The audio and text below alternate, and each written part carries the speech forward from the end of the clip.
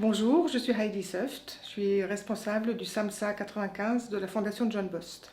Le SAMHSA, c'est un acronyme qui veut dire Service d'accompagnement médico-social pour adultes handicapés.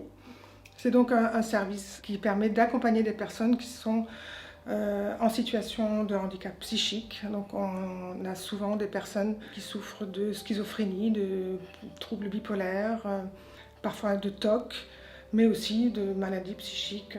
L'équipe du SAMHSA est composée de différents corps de métier, puisqu'il y a une équipe éducative avec des éducatrices, avec des AES, une CESF, mais aussi une équipe de soins avec 2 infirmières et 2 aides-soignantes.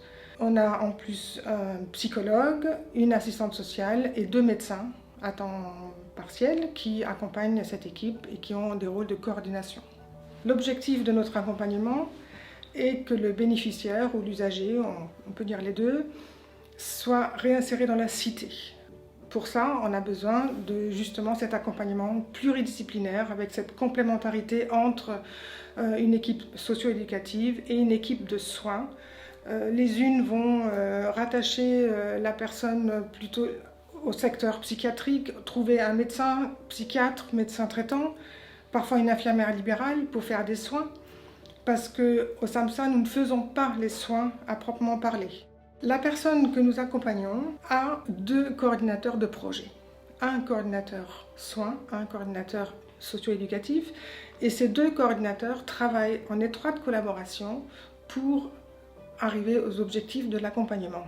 L'équipe socio-éducative va avoir un rôle plutôt tourné vers le retour à l'emploi, trouver un logement autonome, mais aussi réinsérer la personne dans la cité en passant par la culture, le sport, réinscrire les personnes sur les listes électorales. Les aides-soignantes ont un rôle primordial aussi puisqu'elles vont accompagner les usagers dans la réalisation des actes de la vie quotidienne, c'est-à-dire aider dans l'hygiène corporelle, aider à effectuer l'hygiène de leur logement. Les équipes, qu'elles soient socio-éducatives ou soignantes, ont aussi un rôle administratif important au sein du SAMHSA, puisque c'est elles qui vont être l'interface avec nos partenaires comme la MDPH, la CAF, la Sécurité sociale. Donc c'est un rôle extrêmement important puisque les personnes en général n'arrivent pas par eux-mêmes à faire ces démarches.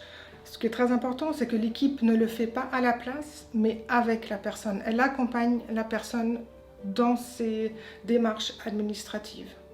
Nos 2 médecins coordinateurs ont un rôle important de mise en relation entre confrères. Souvent, le médecin généraliste du SAMHSA se met en lien avec le médecin traitant de la personne. Notre médecin psychiatre se met en lien avec le psychiatre du secteur pour obtenir des informations sur des comptes rendus d'hospitalisation, pour avoir des éléments diagnostiques. Donc ils ont un rôle pivot de soutien aussi à l'équipe, d'explication des pathologies. L'essentiel de notre accompagnement se fait au domicile de la personne. Il peut arriver que certaines personnes n'aient pas envie d'être reçues chez elles.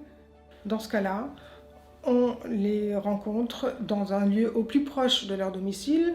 Ça peut être dans des centres sociaux, communaux, dans des mairies, parfois dans des lieux publics, très rarement sur nos locaux à nous.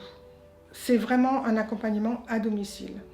Les accompagnements se font très souvent en binôme avec justement une personne de l'équipe éducative, une personne de l'équipe de soins. Mon rôle est de coordonner toute cette équipe, de faire les premières visites quand nous avons des demandes d'admission. C'est le médecin et moi-même qui allons pour la première fois au domicile de la personne pour recueillir déjà l'adhésion de la personne. À la suite de cette première visite, avec le médecin, nous déterminons quel est l'axe primordial dont a besoin cette personne. Est-ce que c'est un axe plutôt socio-éducatif ou plutôt soins? Et nous désignons 2 coordinateurs de projet pour accompagner cette personne. Le SAMHSA permet l'inclusion des bénéficiaires dans la société.